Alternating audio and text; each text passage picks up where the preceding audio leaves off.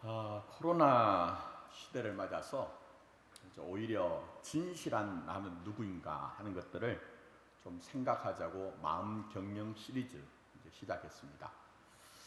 이제 다음 주까지 열등감을 다루고 실제적으로 마무리를 하고 그 다음에 이제 총 정리를 좀 하고자 합니다.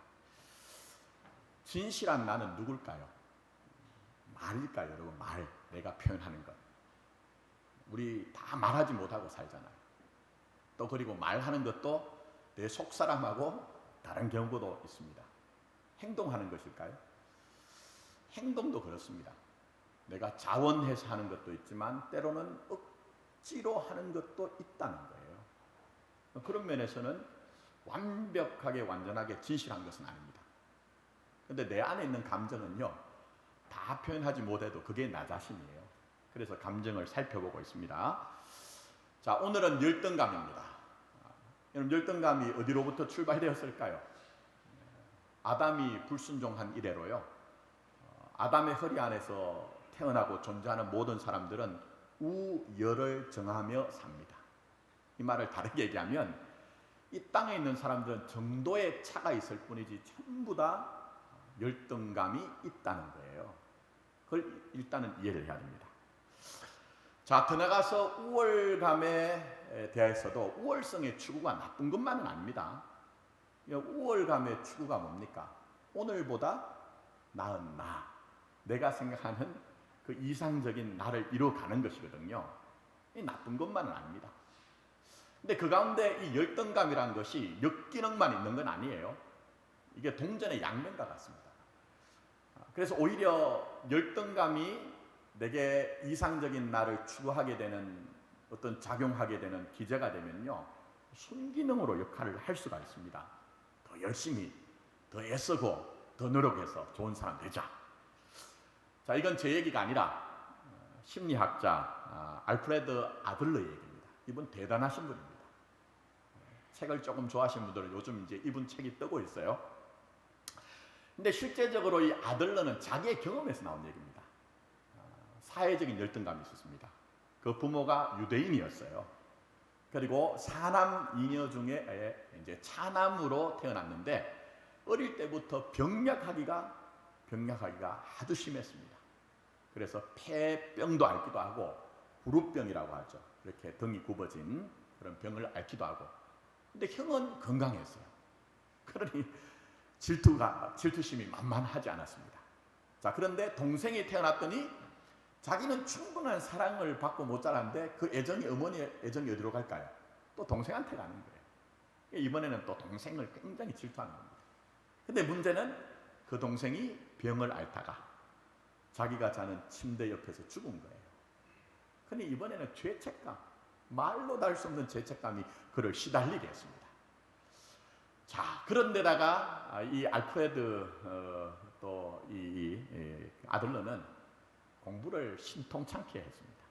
뭐 재주라도 있으면 뭐 그거 가지고 자기 자신이 괜찮은 사람이다 이런 생각을 할 수가 있잖아요. 중학교를 가는데 재수를 했습니다. 선생님이 아버지를 불러가지고 얘는 도무지 공부할 재주도 없고 신통치 않으니 학업을 중단시키고 재화기술을 배우게 하라고 할 정도로 그런 이제 아이였습니다. 자, 근데 중요한 것은 이렇게 살면 문제가 되겠죠. 근데 그에겐 열등감이요, 말씀드린 것처럼 우월성을 추구하는 연료가 된 거예요. 재료가 된 거예요. 열심히 노력하고 애를 썼습니다. 그래서 프로이드, 융, 그리고 아들러 이렇게 해가지고 사실은 심리학의 상담의 뿌리가 되는 대가가 된 것입니다. 자, 그런 점에서 내 안에 있는 열등감을 잘 이해를 하고 내가 잘 다루면 뭐가 되죠? 그게 내게 보물이 되는 거예요. 보물이. 그게 바로 우리의 현실입니다. 자, 그런데 반대로 내 안에 있는 열등감이 괴물이 될 수가 있습니다. 내 삶을 전부 무너지게 하는 그런 괴물이 될 수가 있습니다. 그 대표적인 인물이 바로 오늘 본문에 나오는 사울입니다. 사울은 문제적인 인간이에요. 이 안에 사실은 영리적인 것들, 역기능적인 것들이 굉장히 많습니다. 이걸 다 다루긴 어렵고 몇 가지 대표적인 것만 제가 정리를 한번 해봤습니다. 자, 우선 그에게는 강박적인 성격 장애가 엿보이고 있습니다. 그 가운데 하나가 사소한 일에 집착하고 있습니다. 사소한 일에 목숨을 걸고 합리적으로 생각하거나 판단하거나 행동을 하지 못합니다. 자, 일례로 블레셋과의 전쟁에서요, 전쟁이 일어나면 병사들이, 군사들이 얼마나 힘듭니까? 가장 큰 스트레스 상황이거든요. 자, 그런데 이 백성들의 피곤함에도 불구하고 사울이 명령을 내립니다. 자, 이렇게 명령 내립니다. 저녁 곧 내가 내 원수에게 보복하는 때까지 아무 음식물이든지 먹는 사람은 저주를 받을지어다.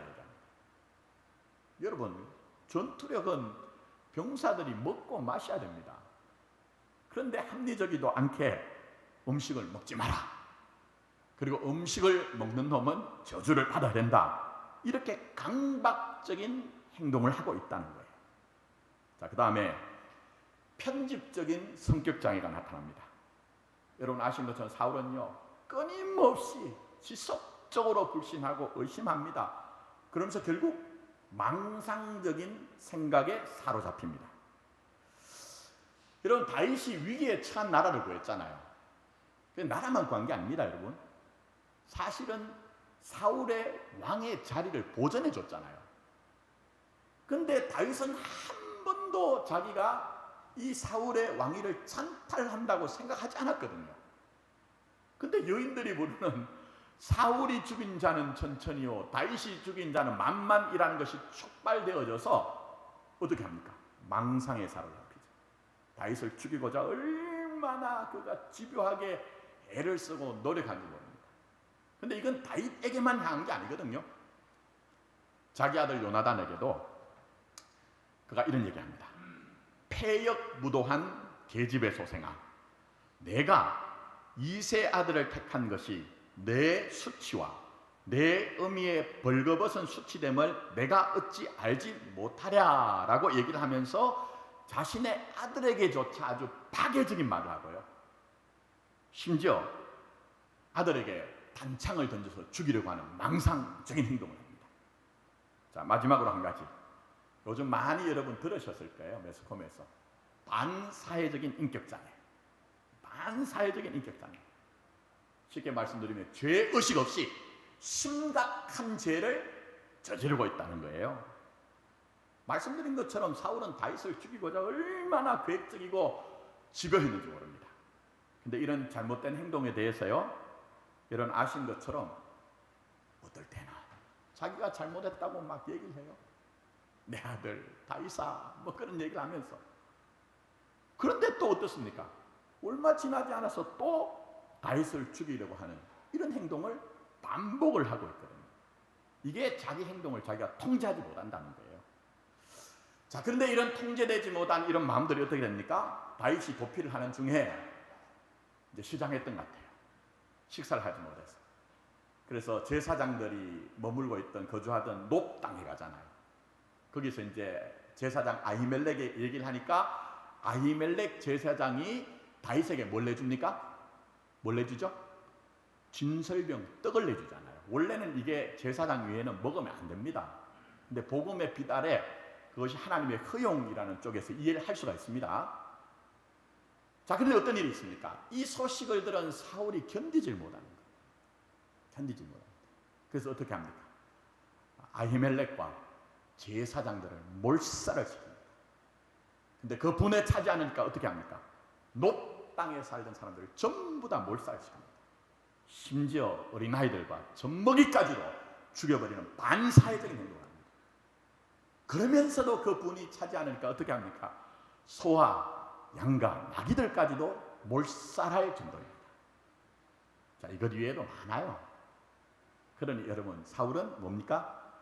문제적 인생을 살고 있다는 거예요. 제대로 살지 못하고 있다는 거예요, 여러분. 자, 그럼 이런 사울의 모습은 어디로부터 출발한 것일까요? 결론적으로 말씀드린 열등감이에요. 열등감. 예? 제가 말씀드린 모든 이런 일들은요, 열등감과 직간접적으로 다 관련이 연관이 되어 있습니다. 자, 그럼 이 사울에게 있는 핵심적인 감정인 열등감은 어디로부터 온 것인가? 제가 지난주에 핵심 감정 말씀드렸습니다. 이게 굉장히 중요합니다. 제가 꼭 저희 교회에서는 이거 가지고 성경 공부를 좀 하고 싶어요. 근데 여러분, 우리는 우리의 감정에 대해서, 느낌에 대해서 외부에서 촉발된 어떤 사건 때문에, 일 때문에 내가 지금 느끼고 있다고 생각합니다. 맞습니다, 여러분. 근데 내가 살면서 내 속에서 반복적으로 일어나는 감정들이 있죠. 죄인이라는 것. 그건 핵심 감정과 연관이 있습니다. 그 핵심 감정은 뭐라고요? 나의 어릴 때의 어떤 서로 주고받았던 그런 관계들 속에서 형성된 것이라고 말씀을 드렸어요. 자, 그런데 문제는 성경에는 사울의 출생과 사울의 가족적인 배경이 안 나와요. 온 가족이. 그럼 우리 포기해야 되느냐? 완벽한 것은 아니지만 오늘 본문 말씀 보시면 조각으로 기록된 말씀 속에서 우리가 해석할 부분이 굉장히 많이 있습니다. 자, 오늘 본문에 보시면은 이것은 이스라엘의 왕정이 시작되면서 초대 왕을 뽑는 과정이에요. 제비 뽑기를 통해서. 자, 근데 누가 뽑혔죠? 사울이 뽑힙니다.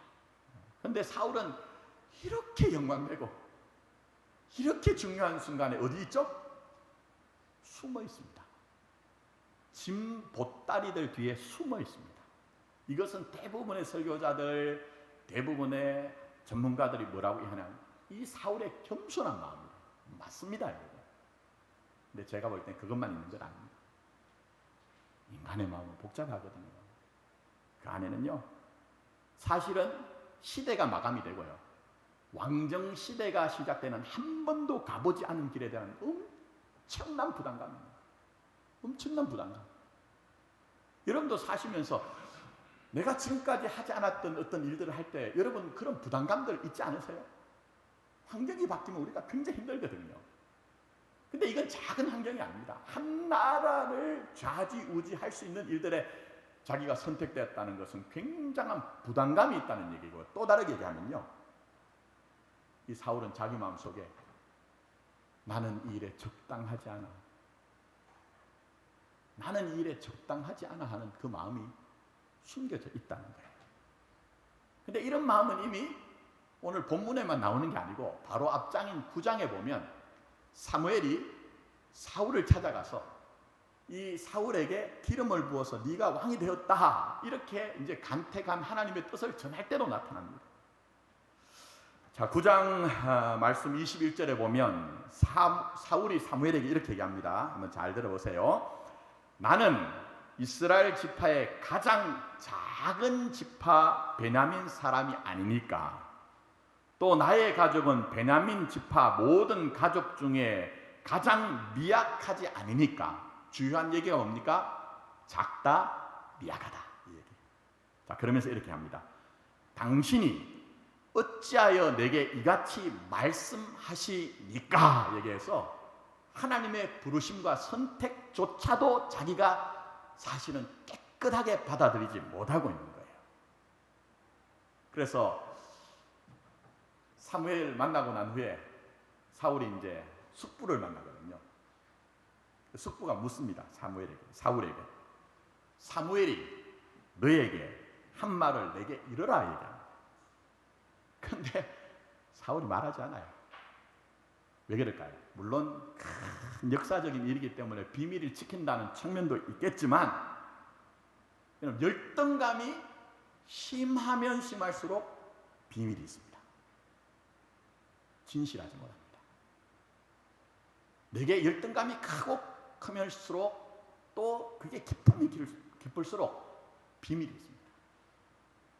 그러니 제가 말씀드린 것처럼 이 순간에도 이 사울이 나 그거 적당치 않은데, 이런 마음을 해결하지 못하고 있었다는 거예요. 자, 그러면 이런 사울의 행동은 사실은 뭐와 연관이 있을까요? 물론 기질과 연관이 있습니다. 여러분들 혹시 필요하신 분들은 개인적으로 저한테 말씀해 주신 기질을 검사해 드릴 수도 있습니다. 기질과도 연관이 있어요. 자, 그러나 많은 학자들이나 설교자들이 보지 못하는 부분이 있습니다. 사무엘 상만을 가지고 이것을 해석하면 이해가 되지 않습니다. 제가 말씀드린 것처럼 이스라엘의 왕정이 시작되기 전의 시대가 무슨 시대죠? 바로 앞에가 사사 시대입니다. 사사. 네. 자, 그런데 이 사울이 이스라엘의 왕으로 옹립이 되어서 왕정이 시작되기 전에 이 사사시대에 대해서 영적인 본질에 대해서 사사기에 보시면요 계속 반복이 되어지는 말이 있습니다.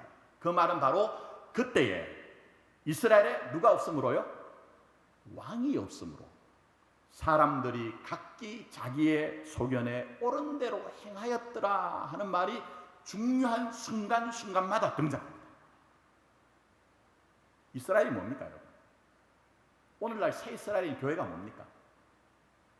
하나님을 왕으로 모시며 사는 거예요.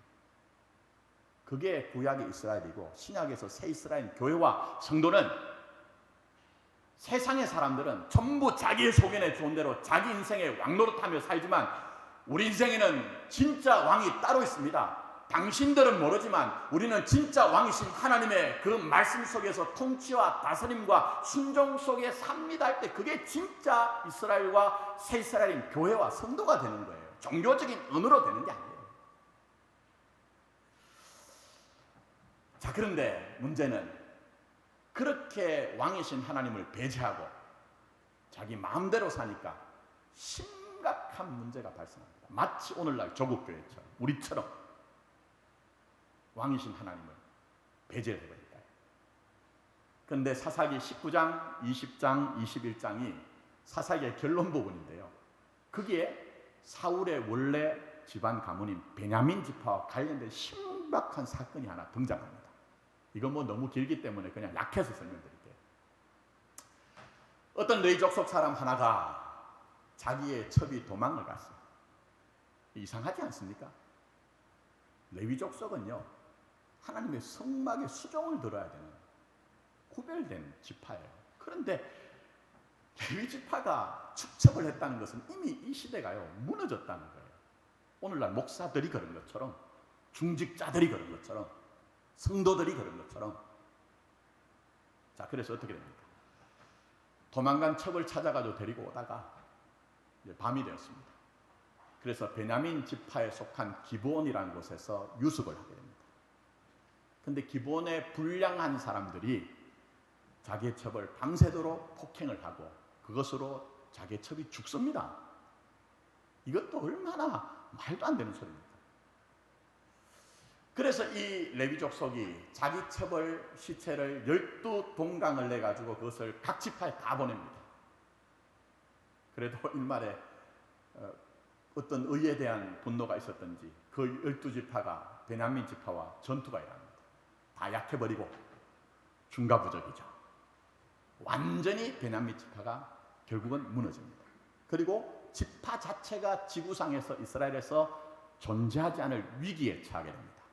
그래서 물론 나머지 지파가 정신을 차리고 이제 베냐민 지파를 존속할 수 있는 방법을 내는 것으로 21장까지 나옵니다만, 근데 중요한 것은 사사기 시대 마무리를 하는 21장 제일 마지막에도 뭐라고 기록되어 있느냐 하면 이렇게 되어 있습니다. 그때에 이스라엘의 왕이 없으므로 사람이 각기 자기의 소견에 옳은 대로 행하였더라. 그렇게 얘기를 하므로 이 시대가 얼마나 암울한가 하는 것들을 얘기하면서 그 일에 사울이 속한 베냐민 지파가 직접적으로 연관이 있다는 거예요. 직접적으로 연관이 있다는 거예요. 근데 아이러니죠. 역사의 아이러니입니다. 사사시대가 마무리가 되고 우리에게 왕을 주세요 해가지고 왕을 하나님이 주시는데 그 최악의 사건과 관련이 있는 베냐민 지파에서 왕을 간택해서 사울을 왕으로 세웠다는 거예요. 자, 그러면 보십시오. 이 사울이 나는 작다, 미약하다, 이거 겸손의 표현일까요? 사실은 자기 안에 근거가 되는 자기의 가정, 자기의 가문과 관련된 어떤 면에서는 해결되지 않은 컴플렉스, 해결되지 않은 그 컴플렉스 때문에 사실 이런 얘기를 할 수 있다. 물론 여기에 대해서 제가 설명드리고자 하면 가족 신화란 것을 설명을 드려야 됩니다만 이거 전부 다 뛰어넘고 어쨌든 이 사울은 사연 속에서 정말 그 문제 많은 그 사연 속에서 자기 인생을 지금 바라보고 있는지도 모르겠습니다. 그러니 작다, 미약하다 이렇게 표현하고 있다는 것입니다. 여러분, 우리는 사실은 잘 의식하지 못하지만요, 과거의 어떤 일들과 사건과 굉장히 현재가 연관이 있습니다. 자, 예를 들면 우리나라는 개인적으로도 그렇고 집단적으로도 트라우마가 굉장히 많은 나라입니다. 왜 그렇습니까? 고난이 많아서 그래요. 고난이 많아서 그렇습니다. 그래서 그 가운데 하나가 좀 이제 크게 좀 보자면 연좌제라는 게 있었습니다. 요즘 그게 폐지가 되었고 요즘은 그렇게 그거 뭐 그렇지 않습니다.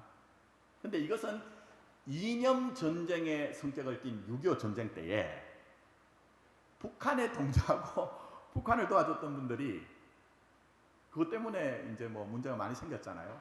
그분들이 이제 우리나라에 있지 않고 가족들 중에 그런 분들 중에는 이제 뭐 저렇게 북으로 가기도 하고 어떤 분들은 또 행방불명되고 죽으신 분들 계세요. 근데 남겨진 가족들이요, 그게 굉장히 컴플렉스예요. 또 실제적으로 연좌제 때문에 고통을 당하다 보니 그 가정에서는, 그 집안에서는요, 지금 현재 존재하지 않는 그분에 대한 얘기를 절대 할 수가 없어요. 쉬쉬하고 사는 거죠. 쉬쉬하고 삽니다. 제가 이 말씀을 드리는 이유는요, 이제 그 사건만이 아니라 우리가 우리의 삶 가운데서 때로는요, 많은 일들 가운데서 내 내면에 그런 일들이 있다는 거예요.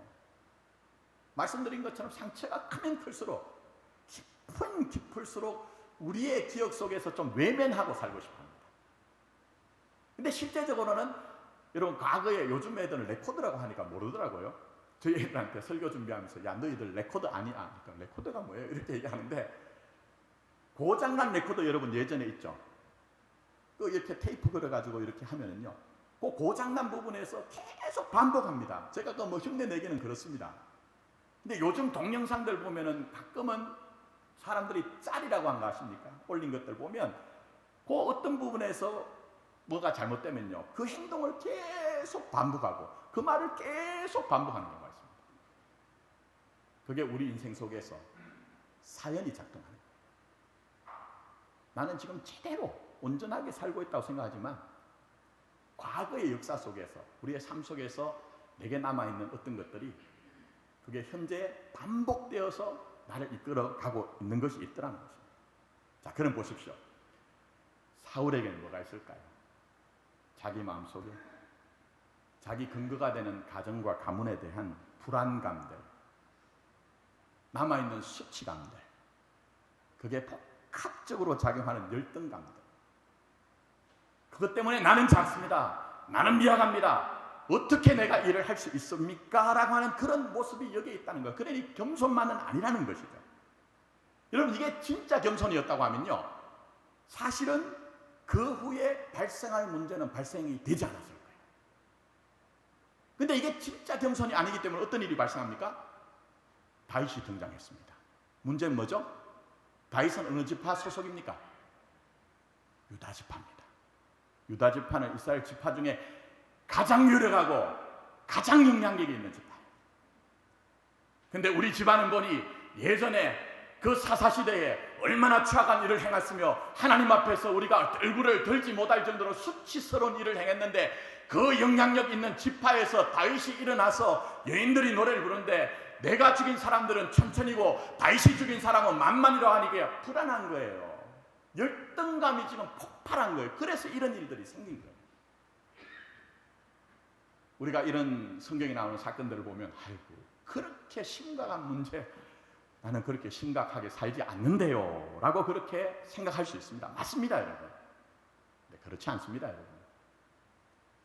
그런 심각한 수준은 아니어도 말씀을 이미 모두 해드린 것처럼 우리 안에는 전부 다 정도의 차가 있을 뿐이지, 기회만 되면, 어떤 일이 기화가 돼서 자극만 되면 우리 속에 있는 열등감은 우리도 그런 모습은 아닐지라도 발현이 되고 폭발할 가능성이 있습니다. 더 나아가서 중요한 것은 말씀드린 것처럼 내 안에 있는 열등감을 내가 어떻게 이해하고 반응하고 응답하느냐 하는 것에 따라서 전혀 우리의 삶의 결과는 달라질 수 있기 때문에 우리는 고민을 해야 되는 것입니다.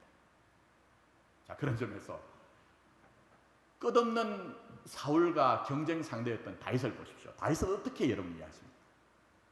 다윗도 사실은요, 열등감 덩어리 투성이었습니다. 특히 그의 원래 가족.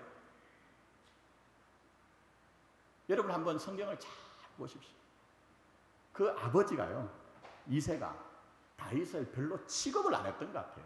제가 그것까지 다 지금 말씀드리긴 그렇고, 형제들도 다윗에 대해서 호의적이지 않았잖아요. 그래서 여러분 시편 27편 10절에서 다윗이 뭐라고 얘기합니까? 내 부모는 나를 사랑하였더니, 내 부모는 나를 인정하였더니, 내 부모는 나를 격려하였더니라고 얘기하지 않습니다. 내 부모는 나를 버렸으나, 내 부모는 나를 유기하였으나 여호와 하나님만이 나를 영접하셨다고 얘기합니다. 그러니 사실은 다윗의 출발도요, 열등감으로 인생을 살 수밖에 없는 요건이 너무 많다는 거예요. 그리고 더 나가서 여러분 아신 것처럼 다윗의 인생에 만만치 않은 상처들 어마어마하잖아요. 사울보다 더 많거든요, 여러분. 자, 그런데 보시면 대극적으로 한 사람 다윗은요, 하나님이 그 마음에 합한 길을 가는 거예요. 근데 대극적으로 한 사람 사울 어떻습니까? 주신 영광 다 잃어버리고 하나님의 진노와 심판을 받는 길을 가고 있는 거죠. 왜 이런 극명한 차이가 있을까요? 왜 이런 극명한 차이가 있을까요? 다른 것이 아닙니다. 다윗은 하나님 앞에서 부름받은 자기 인생을 고요하게 생각했어요. 개별적으로 생각하면서 내게 주신 삶의 의미를 찾기 위해서 몸부림을 쳤습니다. 몸부림쳤습니다. 그래서 제가 자꾸 시편 묵상하라고 하잖아요. 시편을 보시면 다윗은 자기 인생에 생기는 여러 가지 사건들, 일들 속에서 그것에만 매이지 않고 하나님 일의 의미를 좀 알게 해주십시오. 하나님 앞에서 주신 이 하나님의 은혜를 놓치지 않도록 해주십시오. 정말 지난하고 고단하게 하나님 붙잡고 매달리고 간구하고 부르짖잖아요. 성경은 그것을 인생이라고 얘기합니다. 그것을 목숨으로 사는 것이 아니라 생명으로 산다고 얘기하고요.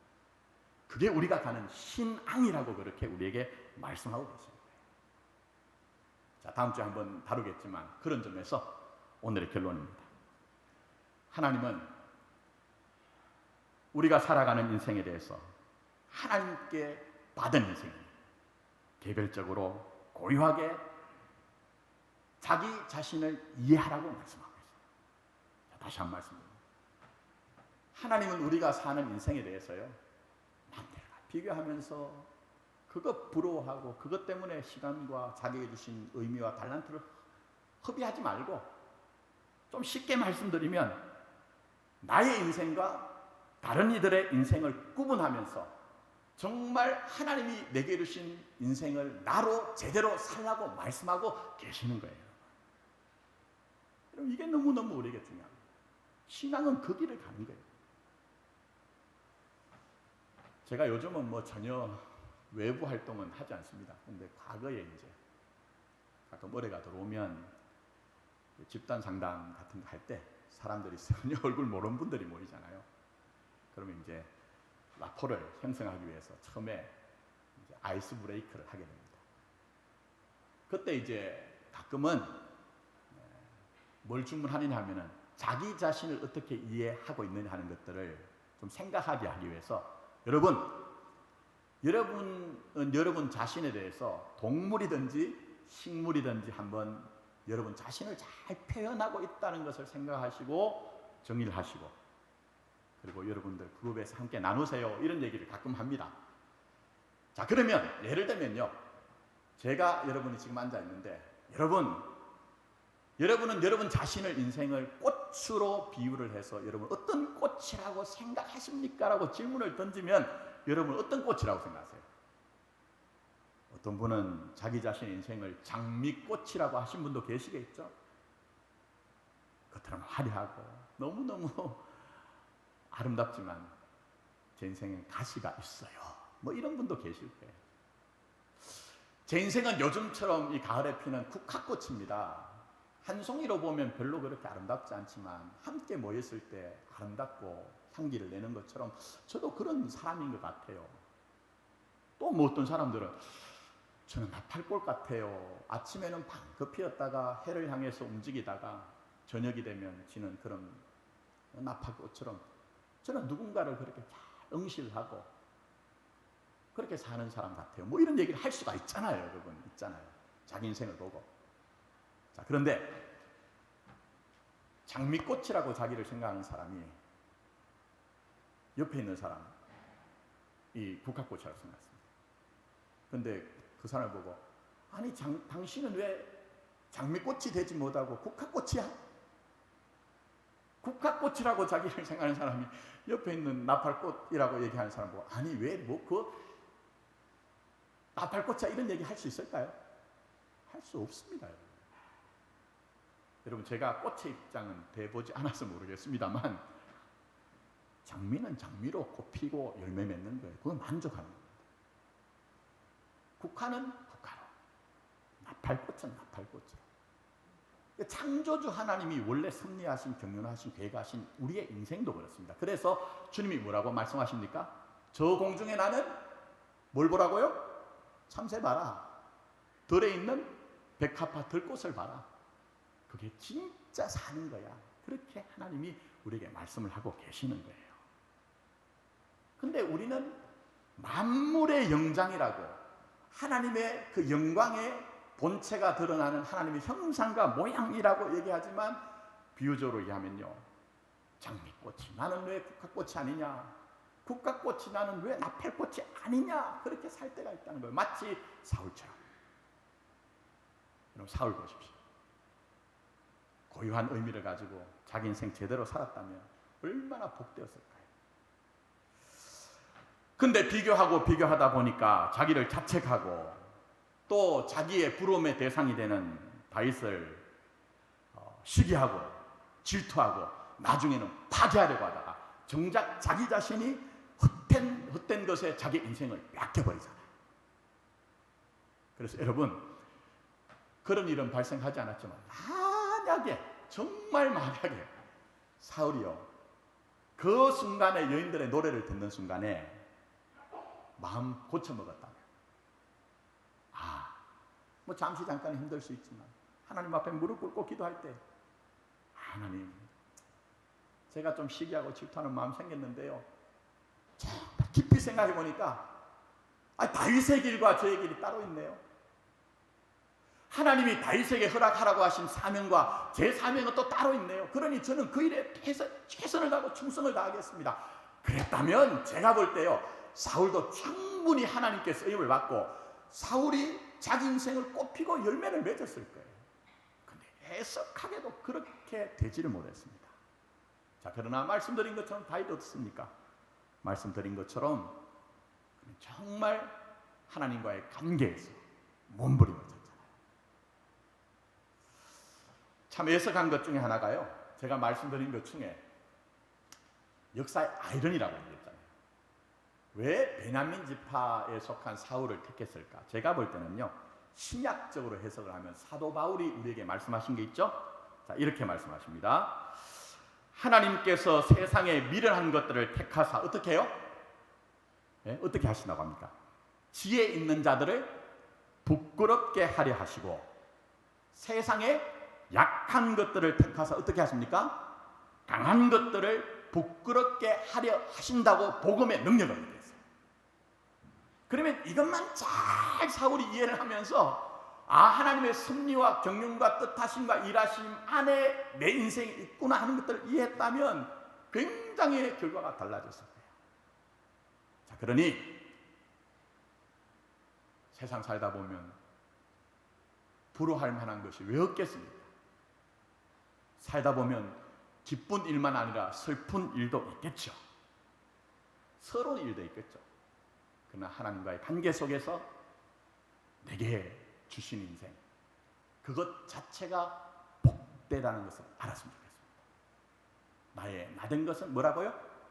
하나님의 은혜이기 때문입니다. 그것을 깨닫고 그렇게 사는 것이 진짜 복 가운데 살아가는 것입니다. 말씀했습니다. 다음 주에 한 번 더 말씀드릴게요. 구체적으로 실제적인 것을 말씀드린 것처럼 누구나 다 열등감이 있습니다. 나만 그런 것 아닙니다. 더 나가서 이 열등감을 어떻게 대하느냐 하는 것은요, 내가 나로 온전하게 살 수 있는 것들을 좌우하게 되는 것입니다. 자, 그런 점에서 다윗과 비교를 해보면요, 사울은 정말 어찌 보면요 비교가 안 될 정도로 좋은 조건 가지고 있습니다. 사무엘상 9장의 그 앞장에 가면요, 1절에 사울의 아버지인 기스에 대해서 이제 설명을 하는데 집안 내력을 굉장히 길게 설명합니다. 이거 읽어드리지 않을게요. 왜 성경이 그렇게 기록할까요? 그 집안이 유력한 집안이었다는 거예요. 자, 그래서 기스에 대해서 이렇게 얘기합니다. 베냐민 지파의 기스라 이름하는 유력한 사람이 있으니, 어떤 사람이라고요? 아버지가 유력한 사람, 배경이 되는 사람, 그런 뜻입니다. 자, 그 다음에 2절에 가면 직접적으로 사울에 대해서 이렇게 얘기합니다. 기스에게 아들이 있으니 그의 이름은 사울이요 준수한 소년이라. 이스라엘 자손 중에 그보다 더 준수한 자가 없고 키는 모든 백성보다 어깨 위만큼 더 컸더라고 해서 신체가 건장할 뿐만 아니라 용모가 너무너무 뛰어났기 때문에 사람들에게 매력 덩어리였다는 거예요. 얼마나 좋은 조건 가지고 있습니까? 얼마나 좋은 조건. 그럼 상상 한번 해보십시오. 사울이 성장할 때 어떤 일이 있을까요? 사람들에게 엄청난 주목받았겠죠. 아버지가 아들 데리고 나가면 주위에 있는 이웃들이 기스, 어떻게 이렇게 이런 아들을 낳았어? 나도 이런 아들 하나 가지고 그런 소원이 없겠어? 이런 얘기 들었겠죠. 여러분. 또 성경에 나오지 않지만 이 사울이 자랐을 때는요, 동네 아가씨들이 막 심장이 막 쿵쾅거리고 사울이 지나가기만 해도 얼굴이 붉어지고 홍조가 되고 뭐 그렇지 않았을까요, 여러분? 자, 그러니 제가 뭘 말씀드리느냐, 사울은 어릴 때부터 주변의 주목의 대상이었을 거라는 거예요. 그리고 사람들의 인정에서 오는 그 기쁨과 희열과 감격이 뭔지를 느끼고 자랐을 거예요. 근데 문제는 이게 양날의 칼입니다. 이게 양날의 칼입니다. 제가 말씀드린 그 깊숙한 곳에 내재된 열등감과 이제는 오히려 사람들에게 주목받고 인정받는 것이 너무나 감격스럽고 희열이 주기 때문에 그게 복합적으로 작용을 되면서 하나님과의 고유한 관계를 잃어버리고 사람들의 인정에 목마른, 세상의 인정에 목마른 사람이 되어버린 거예요. 그래서 여러분, 블레셋과의 전쟁 이후에 뭘 합니까? 보시면 사울이 자기 기념비를 세워요. 자기 기념비를 세운다니까요, 여러분. 하나님을 전혀 생각하지 않고 자기 기념비를 세우고 또 더 나가서 그가 탈취물을 남겨놓잖아요. 그런데 뭐라고 합니까? 사무엘이 와서 책망을 하니 내가 사람들을 두려워하여서라고 합니다. 그리고 더 나가서 뭐라고 합니까? 그럼에도 불구하고 저를 좀 높여 주십시오라고 끝없이 그 사람들의 인정에 목마른 모습. 그러다가 어떻게 됩니까? 사울은 천천히요 다윗은 만말이란 소리에 사람들의 인정을 뺏길까 두려워해서 제가 말씀드린 그런 모습이 등장을 하잖아요. 그러다가 사울은 제대로 인생을 살지 못합니다. 그러니 여러분, 다윗을 잘 보십시오. 상처를 통해 오히려 성경이 얘기하는 게 뭡니까? 하나님과의 관계 안에 있으니 성경이 얘기하는 다윗의 길, 계속 반복되죠? 다윗의 길, 자기 인생 제대로 살았다는 거예요. 하나님이 바로 우리 공동체와 여러분에게 그것을 원하고 있습니다. 자, 그런 점에서 열등감은 뭐라고요? 보물도 될 수 있고 괴물도 될 수 있습니다. 다윗의 길을 갈 수도 있고 사울의 길을 갈 수도 있습니다. 아무쪼록 저와 여러분들이 우리와 함께 하시면서 자기 이름을 위하여 의의 길을 가게 하시는 하나님의 섭리와 경륜과 계획과 일하심 안에서 우리 인생을 이해해서 정말 나는 나로 살아도 괜찮아, 그 자체가 복된 것이야 라고 고백함으로 말미암아 어느 누구에게도 뺏기지 않는 그런 내 인생을 살 수 있기를 예수님의 이름으로 축복합니다. 기도드리도록 하겠습니다.